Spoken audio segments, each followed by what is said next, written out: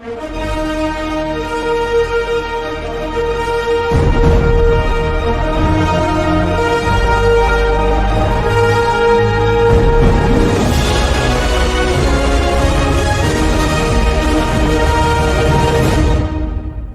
right, so we're live. Peyton, thank you again for coming by. Of course, man. Second time around, but but anyways, for y'all who don't know, Peyton works here at Advanced Physical Therapy here in Thibodaux. Just finished your first full year. Yeah, man. That's exciting, man. How does it feel like, this first year? Does it feel like a whole year or? Oh man, it went by so fast. Yeah. It felt like, I don't know, a few months. Like it went by super fast, but looking back on it now, I've learned so much. I've grown so much from it. Mm-hmm. It's been fun, man. I've enjoyed it. That's awesome. Well, before we kind of get into that, how about we backtrack a little bit? So you being from Thibodaux and everything, how did it feel initially to have to move away for school? Especially going somewhere like Miami. Yeah, going to Miami, it was tough. So I struggled getting into PT school. I applied 2 times. Kind of was a rough spot. Didn't know if I could actually get in and become a PT. And then when I finally got the acceptance letter from Miami of University of St. Augustine, I was like, you know what, I'm going. Yeah. I don't know when I'll live in Miami ever again, but let's see what happens. And so when I moved there, it was obviously a culture shock. Yeah. And, being away from home, coming home, maybe 3 times a year. So I'm a big family guy, so it was real rough for me at the beginning, not knowing anyone. Main language over there is Spanish. So I know a little bit of French, but not any Spanish. So that was rough. But met some people in there in my class and just around the area, which was really great. Made a lot of new friendships and relationships. Got to learn about different cultures and obviously learn in school about PT and stuff. But it was an experience, man. I wouldn't trade it for the world. Looking back on it now, I'm so happy I did that. Yeah, and one thing my mom has always preached to me is you kind of have to have those moments in your life where we're so used to Thibodaux, and I lived in Bashry, so even smaller than Thibodaux, you kind of have to get out and kind of see the world for itself. And so when you talk about those experiences of even though English might not be the main language, or Thibodaux, Miami is crazy, two different ballparks. Yeah. It's important to have those experiences in life. Yeah, no doubt. It helps you grow as a person, and what it did for me too was instill confidence in myself, because at that point, after not getting into school 2 times, getting denied, it's you start to doubt yourself. You're like, can I do this? Is this what I'm meant to do? And then when I got over there, it just taught me, if you work hard and stick true to what you really want to do and chase your dreams, then you can do anything. And it gave me the reassurance and confidence that I can do anything I want to in life as long as I stick to it and keep going. It may not be easy, you may not get it right away, but I really am grateful for that experience. No, definitely. And another thing I wanted to say is that, especially in grad school, what I find is that you build closer relationships because all of y'all are going through the same exact struggle. Yeah. You're all suffering through it together. So it's very relatable for everyone in your class. And I think that makes it a lot easier to kind of build relationships, especially compared to undergrad or something that. Because, everyone's kind of doing their own thing. Whereas in grad school, it's the same people, same classes, everyone's suffering together. All the time. Yeah, that's a big thing too, we all became this one big family on day one. We didn't even know each other. So like you said, seeing each other every single day, going through the same classes, everybody has the same struggles. One person might be better in this area of the curriculum, one person might be better at this, and we get together and we help each other. It just makes it all better for everybody, honestly. Yeah. And was there ever a specific moment during grad school that was made you really doubt yourself, whether it was a hard test or something, or maybe some form of clinicals? Yeah, so definitely. In our curriculum at St. Augustine, so each term is 3 months. So you basically have 3 terms in a year. The 4th term was the hardest term that you ever take in the curriculum, and everybody knew that. So going into 4th term, I was nervous, but had 3 terms under my belt, knew I could at least do the schoolwork well. You know, it was a lot more rigorous, you know, material. So, I mean, you have to remember a lot of stuff. You have to really, really know, like, your anatomy, you know, whether it's the nerves, whether it's neuro, cardio, whatever. You have to really, really know it. Like, you couldn't kind of fake it till you make it kind of thing. So I do remember there was one practical I had where you had a case you had to read just like you would in a clinic or something. And, you know, the patient had all kind of comorbidities. So, you know, whether it's like blood pressure, you know, if the patient had, you know, memory problems or something going on, and you had to monitor their exercise. And at some point throughout the practical or the testing, the professor would bring up this, you know, whether it's a vital sign, whether it's something the patient said, whether it's, you know, how they're doing the exercise, to where you had to stop the exercise. Okay. So if you didn't stop the exercise, you failed because it's a safety issue. And so, you know, I was super nervous, man, because it could have been anything. It could have been something from a different class. Right. And yeah, I kind of doubted myself practicing for it because, you know, some of the material I didn't know completely, like, full 100% in my mind. You know, I had a grasp on it, but I didn't know completely. So I was super nervous, kind of doubted myself going into that practical. And, you know, that's when, like you said, my peers kind of just helped me and talked to me. And I got through it, man. And after that, it was kind of smooth sailing from that on. Because then I knew, like, okay, I can do this. Like, you know. And then speaking of, like, family in terms, like, during that part of your life, I know for me at least, and we kind of touched on it last time, you know, family's very driven. Like, I have a close relationship with my mom and everything.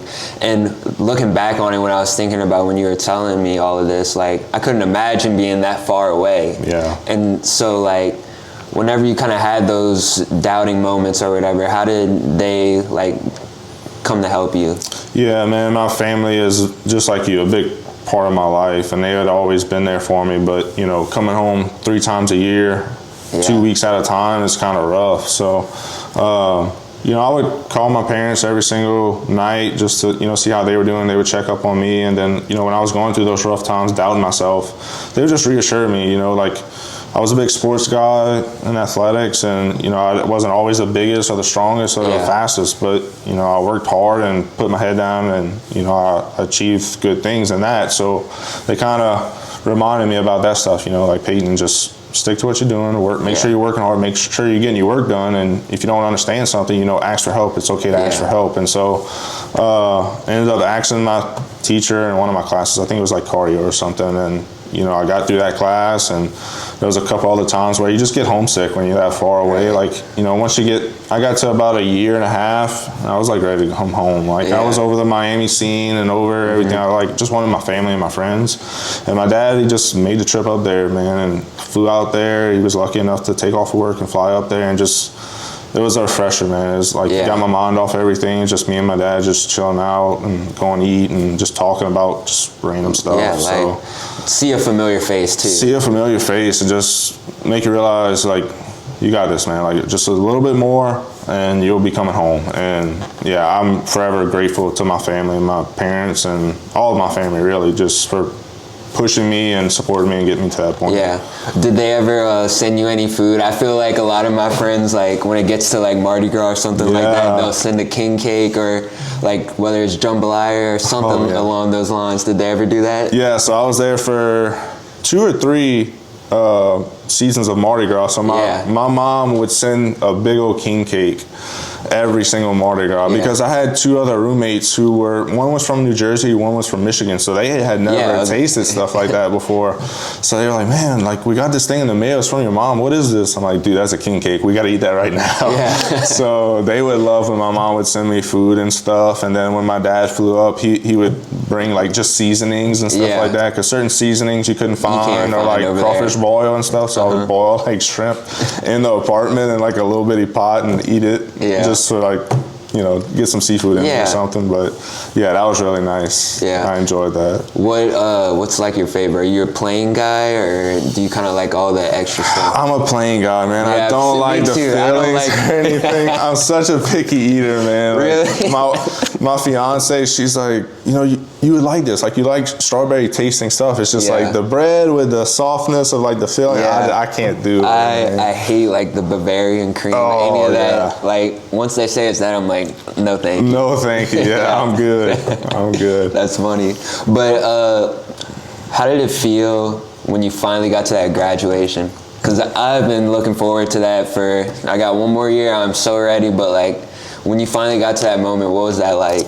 Dude, it was such a fulfilling moment. Like, one of the best days of my life, no doubt about it. Just because you put in, you're going through grad school right now. You put in all that hard work for several years, and you finally get to that point of it's basically your dream. Your dream is my dream was to become a physical therapist, and I got to that point of, making it through the curriculum and passing and being able to walk on that stage in front of my family, in front of my friends, and when they put that doctorate name in front of you, man, it's an unbelievable feeling. And honestly, like, everybody's like, man, did you party after and all this stuff? I'm like, dude, honestly, no, man. Like, I just went and enjoyed it with my family because I was away from them for so long, and they were my support system. So me and them and one of my peers that were in my class went to eat with our families, and just like, we just kind of relaxed, and it was just like, oh man, this is such an awesome feeling, and it was really nice.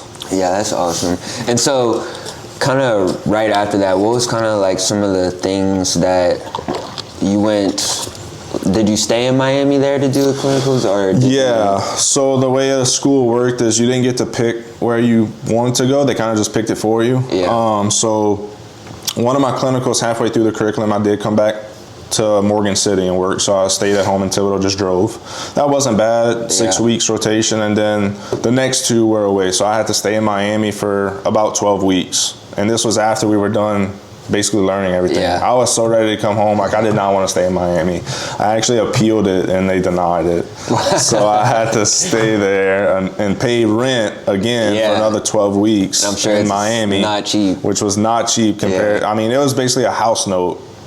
In Miami, at an apartment that I'm renting, compared to a house note here, So, I stayed there. I learned a lot of stuff though. You see a lot of different things in another state, another population, in a more metro area compared to what you would see in a more rural area. So it was tough staying there, but I enjoyed it. And then my last clinical rotation, I went to Tennessee, which is about an hour away from Nashville, which is my scene kind of. I played some golf up there. It was during the summer, so it was nice. Got to get on the water, and went to Nashville a couple times. So I enjoyed that one. That was a little bit more of a slow-paced clinical, kind of one-on-one care. So I enjoyed all my clinicals. I would say too, my clinical directors. So basically, your teacher for that clinical, I'm grateful to all of mine because I had really good ones, and they taught me a lot, and I still use today. And so Tennessee would probably be your favorite at all? Oh Tennessee for sure. I mean, Morgan City, of course, I was able to be home and be with my family, but to see something different, Tennessee was awesome, man. Being in the mountains and during the summer, so it wasn't cold. I was able to get out and do some things, and it was fun, man. I've never been, but that's one of the states I want to go to. Oh, I swear. So when we were little, like, my mom always wanted to go to Gatlinburg, and we always laughed at her because we were like, who wants to go to Gatlinburg? And then I swear, like, as the years progress, like, you just see a lot of people going to Tennessee, and whether it wasn't even Gatlinburg, but like just going to the mountains and everything, and I'm like, damn, that would actually be pretty cool. Maybe I should have took you up on that. Yeah, you gotta go, man. I don't know how you are as far as like adventure type or like outdoor, but man, Tennessee, like, they have a lot of stuff to do. You can go hiking, ATV riding, whitewater rafting, and then you could also do like the Nashville thing. I'd be interested in that too. Yeah, we went to a hockey game over there one time. I think it's like the Lightning or something or Predators or something like that.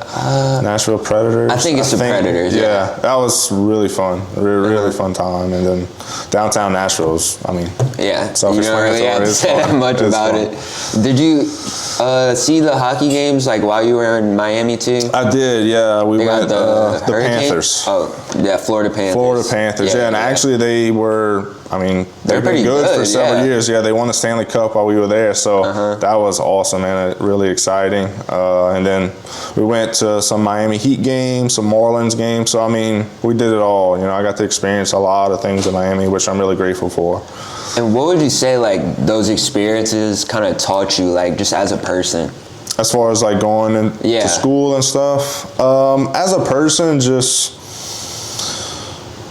work hard. You know, if you work hard, I feel like you're going to get where you want to go. Nothing's easy in life, for sure. I would definitely say my testimony and my life story is kind of what I would take away the most is, you know, nothing comes easy in life, and it's okay. You know, growing up, you know, I always had a good work ethic, but, you know, certain things came easy to me, like sports. Like, I put in the work, and then when I was on the field, like, I just did well. And it was a little bit more easy for me. So when I got denied going into PT school, it was like a different feeling for me. Like, man, this isn't easy. Like, it's not what I want to be. Like, first struggle, First, like, I guess, feeling of denial. Or like feeling of questioning, maybe I'm not good enough. Yeah, maybe I'm not good enough. Maybe I can't do this. And so I feel like those experiences taught me, you know, you can do this. You can go out on your own and adventure, and there is something outside of Thibodaux, Louisiana. And also just teach me that, you know, people come from all different walks of life. You know, like, just because this person is being this way, like, you don't know why that person's being that way. They may have had some type of experience in their life to where, you know, they had some type of struggle, and that's the way why they are. So it's taught me not to, like, be so quick to judge somebody based on just their appearance or how they're acting. Like, you know, talk to the person, get to know them first, because a lot of people in Miami and in the school, they were from different walks of life. I mean, I'm talking about from Egypt, from Nigeria, from, you know, different countries, different states. So I really got to know people for who they were, and I took that back when I moved back here. It's like, you know what, I was wrong in this situation when I judged this person or that person based on whatever. And, you know, I feel like that has helped me become a better person. Yeah, and I think that's just like a big misconception kind of people have in general.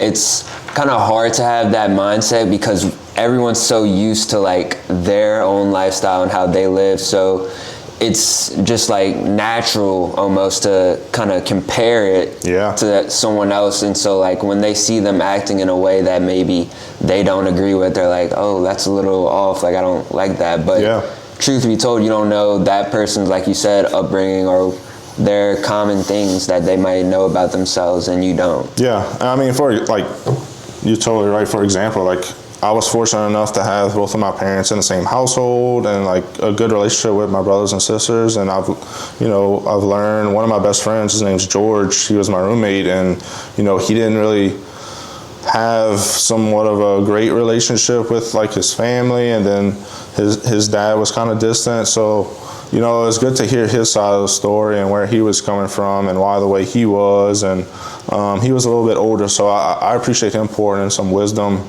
into my life and teaching me some things, you know. No, I think it's always great to have someone kind of, it's weird you say that because we have people older than like us obviously in the program, and like seeing them talk about like the courses and stuff, it's a lot different because some of them have kids, and, you know, they just bring a different perspective to the table. And that's what I was going to say too. Like, everyone comes from different walks of life, so it makes it very unique to kind of see it on a different spectrum. Yeah, and it, you know, it makes you appreciate life in general. You know, like, not everyone has the same walk of life. Some things in life for one person is easy, some things it's hard. And, you know, I just feel like we're put on this earth to all help each other. And I feel like in today's world, you know, with all the social media and stuff, people can portray that, you know, okay, this person posts a story on Instagram or whatever, it looks like their life is so great, and then you get caught up worrying about, you know, or looking at yourself, it's like, man, I want this, but in reality, this person might be going through something, even though they look like, you don't even know.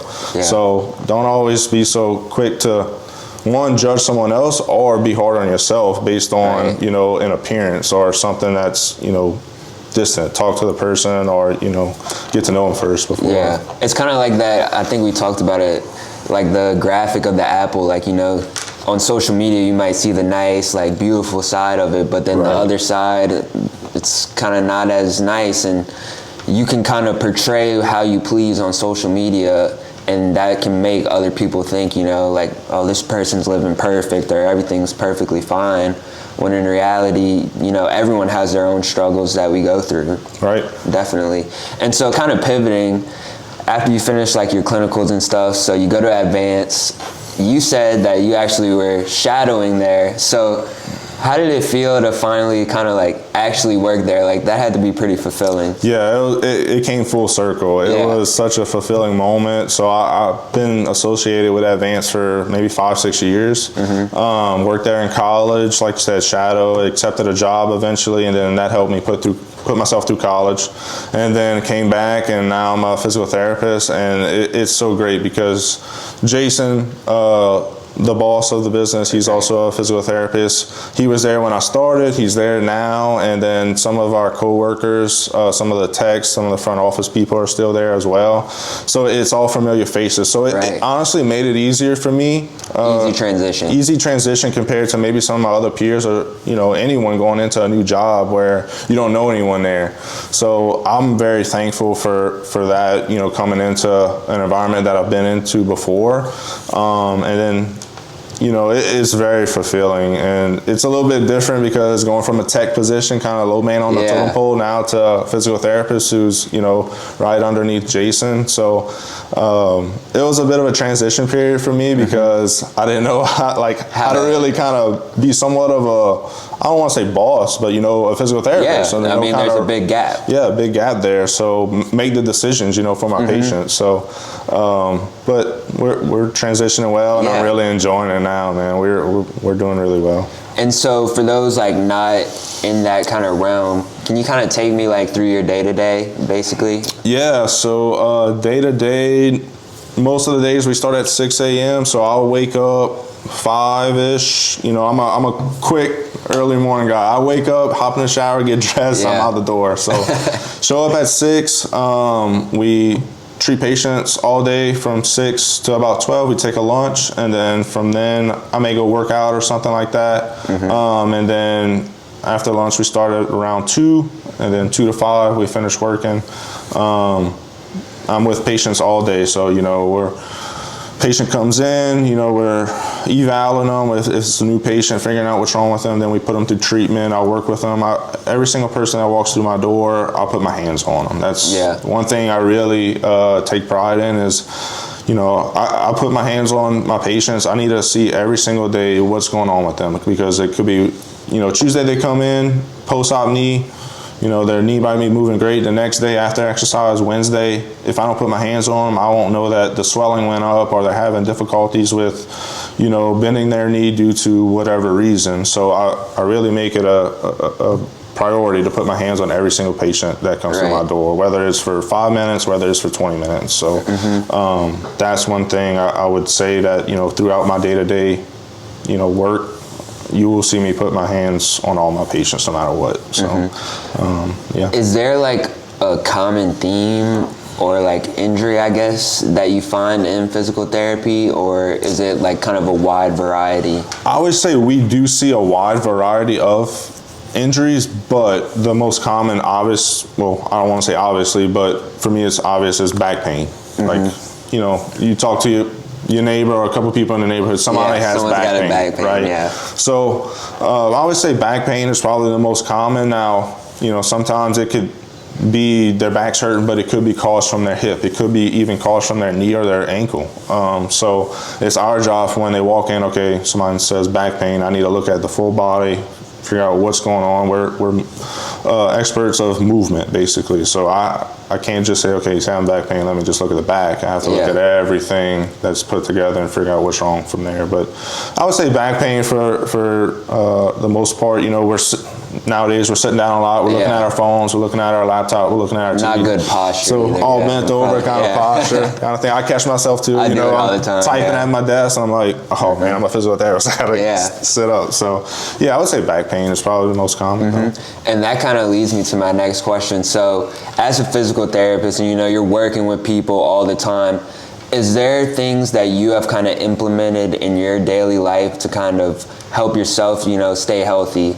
Yeah, for sure. Obviously, coming from physical therapy background, I'm big on exercise. So, and I know in today's life, today's world, it's hard for us to get to the gym or go outside to walk or, do any type of physical activity after work or whatever it is. So I try to make it a point every single day to at least do something, whether it's walking a mile or whether it's going jog 2 miles and work out at the gym. It just kind of depends on what kind of time I have. But I would say exercise, I've learned this through school as well. As long as we work, you have to take time for yourself. Like mental health, stress. I feel like as a new PT, I put a lot of stress on myself and trying to get my patients better, trying to make sure I'm doing everything the correct way and build my practice. So I take a lot of time to myself. Like once I get home, like I'm done with work. Like I turn work off, I turn the switch off, and I'm just home with my fiance, and we're just relaxing and just having conversation. I think that's honestly more important than the physical aspect because the mental can get to you a lot stronger and quicker than the physical can.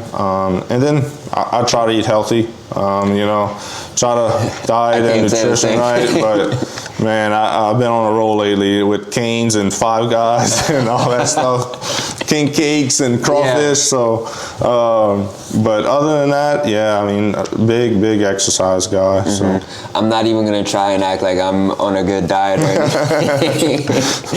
Right now I'm not. I need to get back to it, but right now I'm definitely not. I need to get back in shape. But. And do you think like that plays a major role like on some of the physical therapy things as well? Like kind of maybe not having the most healthiest diet or? Yeah, a lot of things play into recovery or, healing of injuries or frequent injuries. We see a lot of people who come back in with different types of injuries. So definitely the exercise part, if you're very sedentary and, you don't really exercise a lot, your muscles are becoming weaker, so it's putting more stress on your joints and your bones and your ligaments. So you could be, causing injury there.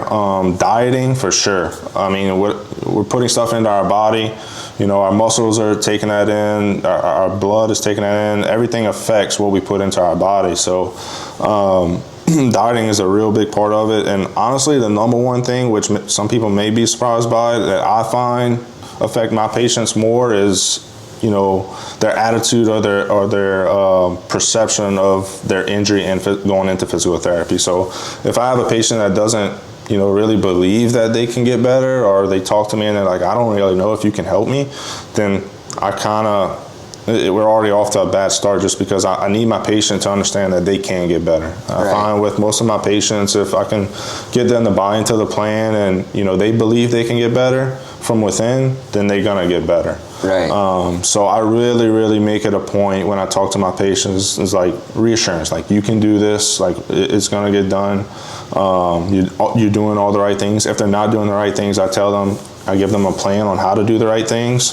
So just getting them to buy into that plan, getting to have, self-belief and self-esteem into the recovery process is huge for me. Right. And that, I did want to ask you that, like what kind of separates a patient who might get well a lot faster compared to a patient who it might take a lot longer, and maybe, like you said, maybe their mindset's not in the right place? How do you kind of deal with that?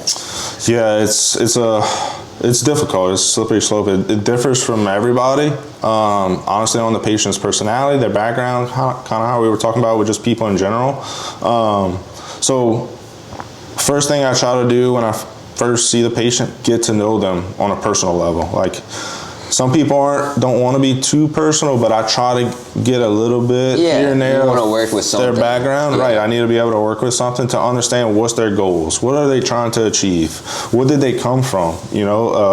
What's limiting them the most throughout their daily life? Do they want to get back to sports? Do they just want to be able to walk to take their grandkid to Disney World or something like that? And so I try to get to know them on a personal level, and then I try for the most part, depending on what kind of patient it is. If they're really struggling at the beginning, I try to get them to do a little bit of simpler exercises to show them that they can do Yeah. it, right? Show them some type of positivity, whether it's decrease in pain after the first week, whether it's, okay, I'm able to squat down now, whether that's, okay, I'm able to go from a chair to standing without having to hold on to anyone. Something very simple that can make the world of difference for a patient going forward. Right. So I would just say, for me, kind of getting them to see a positive result or have a positive mindset, and then taking that from there, building on that. Right. And so I don't really consider this like kind of controversial or not, but like when y'all are getting patients in, do you ever find like maybe the doctors who are referring them maybe kind of over surgerizing like the situation, or like maybe, I don't know, thinking that the injury might be more severe than it is, or? I wouldn't say that. You know, the doctors, I mean, they know what they're talking about. Yeah. They're professionals.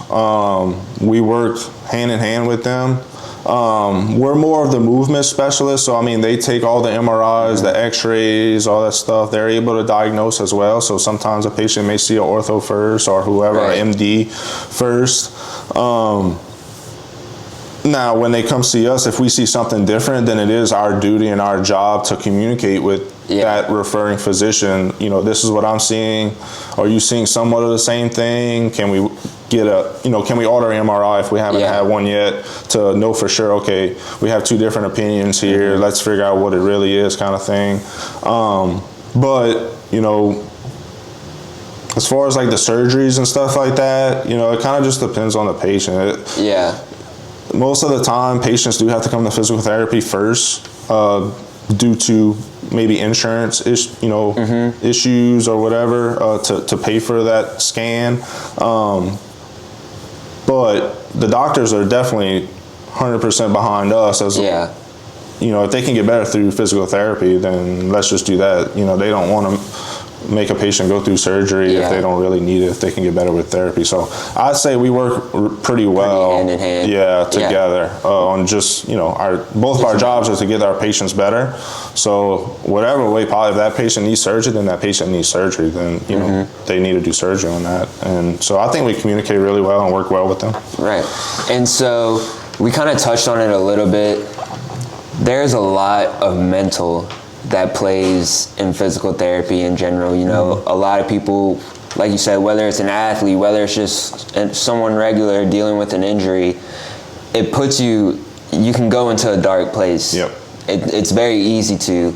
And so how do you kind of see the mental aspect throughout physical therapy?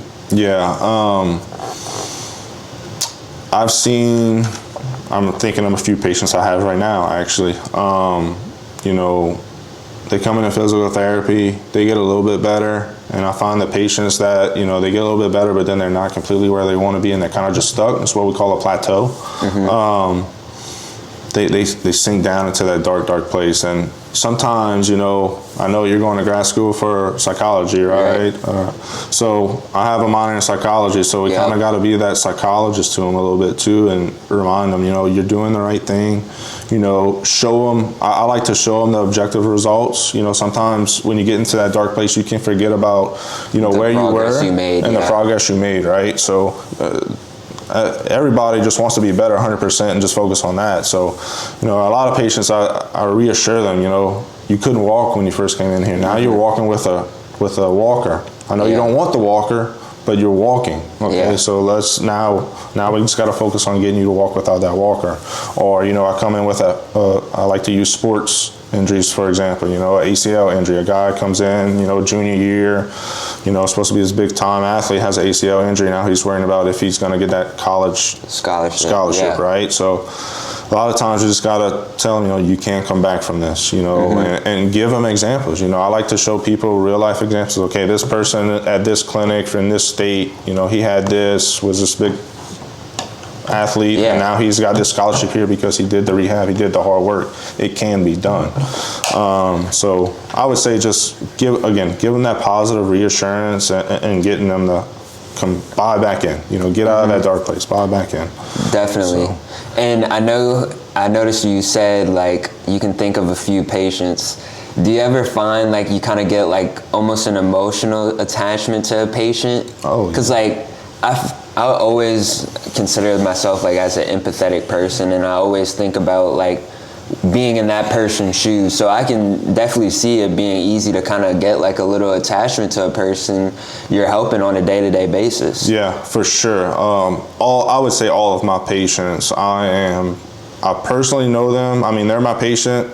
I see them during the week, but I personally know them. I'm emotionally attached to them, and I think that goes back to why I stress myself out so much and put so much on myself, is because I see these people in pain, and they're trying to do the right thing. They're coming in, being consistent every week with their appointments, and they're still having pain. They're still having limiting things in their life.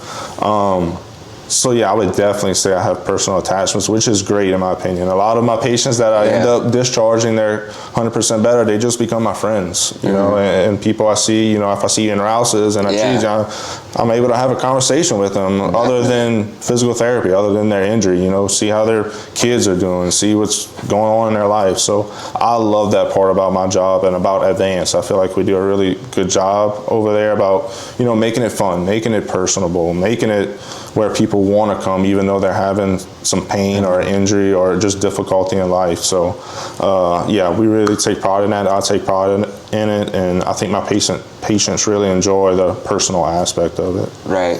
And what would you say is the most rewarding part of the job?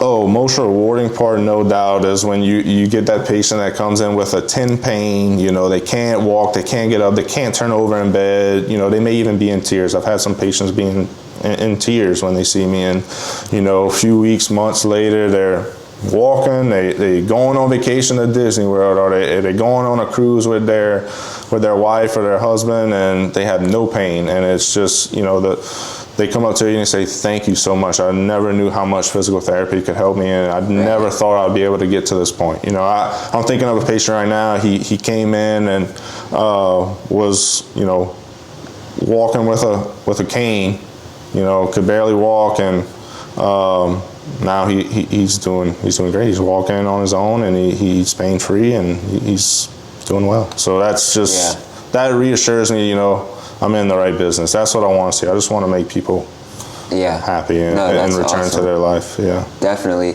And so I know we kind of talked about this last time too. There's a bunch of physical therapy places that are around, not even just in Thibodaux, around this whole area.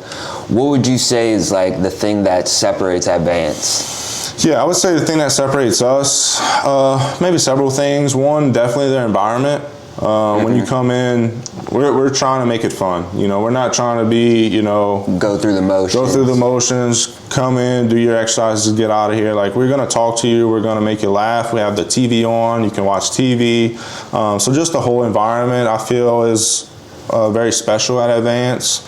Also, one other thing is, you know, me and Jason, like I said, we put our hands on people. You know, I'm never going to say, okay, this patient's feeling better. I don't need to really see them today. Just do the exercises. You know, I also feel that, you know, we try to stay up with the current research and medicine. Jason is a certified osteopractic, which I also want to eventually do. So he is able to do certain manipulations, certain treatments on people that, you know, other physical therapists can. I feel like that makes a big difference, you know, when you come to physical therapy. He has a lot more tools than I currently have, but you know, I'm able to learn from him. That's where he becomes that little mentor to me. And so I'm able to pick up certain things and different treatments. And so I feel like it's a bit of the new school and a little bit of the old school. So he's been around for 20-some years. I'm just coming into it. So I'm a little bit updated on more of the research and the newer techniques for certain things. And he knows exactly what works for certain pathologies. So I feel like it's a good combination between both of us to get all of our patients better. Right. And that's what I feel it's different about. So he's kind of like the unk, and you're kind of like the new kid. Yeah, man, he's the unk, man. He's like the Mr. Miyagi, and I'm like the Karate Kid, you know, trying to learn. So that's how I kind of compare us two, you know. And I'm so thankful for him, and he's been great in my learning process and just becoming a better clinician. So. Yeah, and I know you said you all had a lot of women in the office. Yeah. How does that play out in the office? Yeah. Because in our grad program, I work as a grad assistant. We have it's just me and one other guy, and then we have all girls. So, you know, they can make the environment fun too. What is that like? Oh yeah, man. They keep you on your toes for sure, man. We have a lot of laughs, and man, you just never know what you're gonna hear in the clinic and what they're gonna say. Sometimes I'm typing at my computer and I can hear them in the background. I'm like, did that? What they really just? Yeah. But man, I love it. Like, you know, sometimes us guys can be just kind of mellow and chilled out. So like the girls do a really good job, and I think they're more of the reason why our environment is so great is they bring a smile to people's faces. Right. They're making the jokes. They're being personable as well to our patients. So me and Jason are really appreciative of what they do for our clinic, because it's not just us as a therapist. It's also the techs that see the patients every day. It's also the receptionists that, you know, they're the first person the patients see when they walk in. So making them feel comfortable and cracking jokes and making the environment fun just makes it that much easier to get our patients better. So definitely, and it provides an environment that you want to be in. Yep. Like if I'm here and I got to go through physical therapy, let's say for 2 months or so, I want to be somewhere, like you said, where the energy is good and it's fun, and it's not just kind of like go through the motions. Oh, how you doing? You might see the top guy, I guess you could say, and he might wave at you, you know, spend maybe 2 minutes with you, and then you're like, all right, do your exercises, whatever. Like, you want to be somewhere that, you know, I guess you feel like you almost belong in a way, if that makes sense. Yeah, we like to say it's like a family here. So once you step in our door, I mean, you're part of our family. So we want you here just as much as you want to get better, kind of thing, you know, and we want to make you feel comfortable. We want to make you feel like you belong. And, you know, anytime anyone has any type of, you know, complaints, or, you know, some people have certain ways they like to do things, we always accommodate to that. You know, I always want to make my patient feel better. Simple accommodation. Some people, you know, they want to exercise first before I work with them. Totally fine. You know, I'll make sure that happens. Some people are the opposite. They rather me work with them first before they perform the exercises. So simple things like that go a long way in helping our patients. Yeah, definitely. Now, kind of a personal question for you. If you ran into 18-year-old Peyton, what do you think you would tell yourself right now? Seeing you as you just finished your first year, like, what do you think you would say? Man, and what would you say back to him? Yeah, I would tell him, do a little bit better in school so you can get in the first time. Don't worry too much about sports and your friends, and be a procrastinator. Don't go golfing a lot. Yeah, don't go golfing as much. You know, you're not going to the PGA Tour. You're trying to become a physical therapist. No, I would tell them, you know, keep on the same track. You know, trust yourself. Don't be so hard on yourself. But definitely give that information to my younger self. I don't know what my younger self would say. I guess. You think he'd be a little surprised? Shocked. Because at 18, did you like kind of already have that idea, like, this is what I want to do?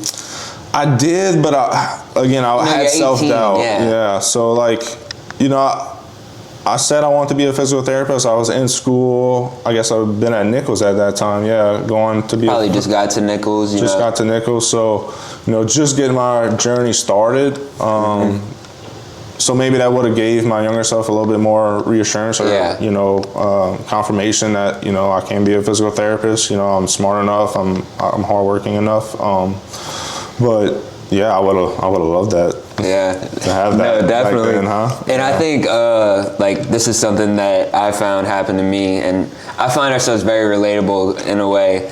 So like freshman year, you know, classes aren't really that hard, and you're not really going straight into like your curriculum. Like you're taking all these outside classes too. Like my first year, like, you know, I'm pretty sure I made a 4.0. Like, it was pretty easy. You take university prep, like, you know, it's little things. And then so you go into sophomore year, and like even my mom kind of warned me before, like, you know, you kind of go into that sophomore slump, and like you start to realize, like, okay, like this is getting real. I might need to, like, you know, put some more work into crack down onto my work. Yeah. I kind of got that same feeling too, you know, like this was maybe going into junior year of undergrad. You know, I kind of realized, you know, my GPA is not terrible, but, you know, to get into doctor, it could get better. Right, it could get better, and it probably needs to get better so I can get into, you know, a PT program. So that's when I kind of realized, okay, you know, priorities, right? So focus on school, you know, have a little bit of fun and relaxation time when you can, but, you know, school is what's more important. This is your career. Right. You know, that's kind of when I grew up a little bit, instead of being, you know, a kid. Yeah. So everybody goes through that. There's a big point where, like, you realize, okay, this is real. Yep. And, like, you kind of got to switch that, I'm not even going to say high school mindset, but just, like, that younger mindset that you can just kind of get by. Yeah. And, like, there is, like you said earlier, there is no shortcut. And if you try and take a shortcut, it ends up becoming even longer. Than the other way. So, like, you just got to lock in, basically. Yeah. And so this kind of leads me to more of the future now.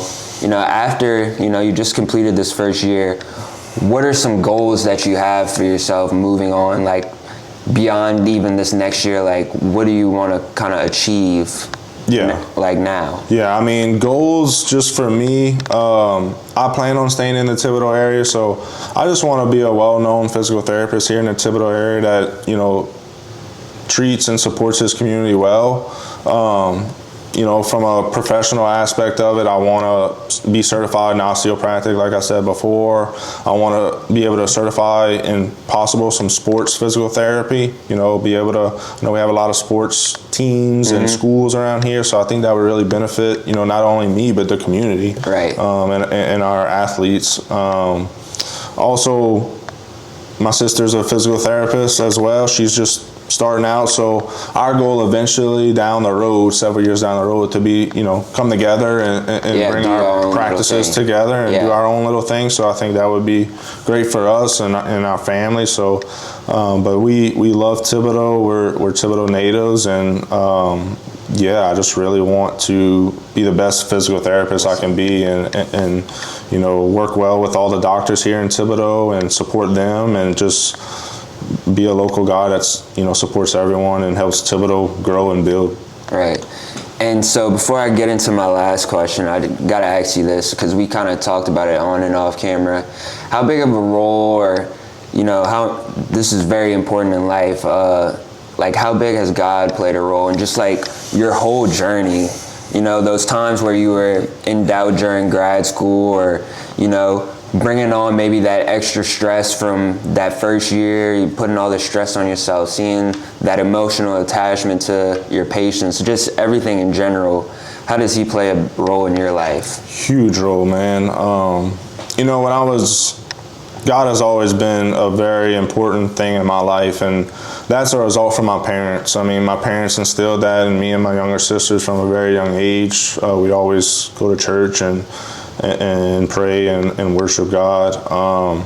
And, you know, you go through life, especially your younger self, you kind of like, yeah, I go to church, but, you know, like, whatever. Like, I'm just going to have fun and do my thing. And, you know, it wasn't until I got older where I was going through those struggles with trying to get into PT school. Yeah. And then, you know, I finally get into PT school and I move away from home. And, you know, I had to rely on God and trust Him during those self-doubt moments. During those seasons that, you know, He was right there with me, that He was putting me on those hard roads or those tough paths for a reason. And no doubt, looking back on it, it was because, you know, He was preparing me for the future. He was preparing me for school. He was preparing me, you know, for life. You know, life isn't easy. And, you know, there was a time too where after I graduated PT school, I actually did not pass my board examinations twice. So again, 2 times being denied, you know, your dreams right there, man. Yeah. You feel like you did. You could almost touch it. Yeah, you could almost touch it. You could taste it. You know, you go through school, you graduate, and you feel like that's done. You know, I'm gonna pass the boards, and then you fail twice. And I mean, that's going over about a 6-month period right there. You have to wait a certain amount of time to take your test. So I mean, it's putting my life on hold for about 6 months. So that was really when I really said, okay, I'm gonna give my life to God, you know, if He just kind of helps me through this, if He gets me through this, you know, like, this is my dream, you know, show me that this is what you want me to do, God. And He did, you know. I ended up passing the next time, and ever since then, man, I've never wavered. Like, God is right there with you no matter where you are in life. He just wants you to have a relationship with him and meet him where you are. It doesn't matter where you are in life or where your faith is. Just meet him and he will take care of the rest. I love that. Yeah. And so kind of going into my closing, also before I say that, congratulations on being engaged, by the way. I didn't mention that at the beginning of the episode. I wanted to say that. Yeah. That's awesome, man. Congratulations. Yeah, thank you, man. But anyways, Peyton, why do you enjoy life, man?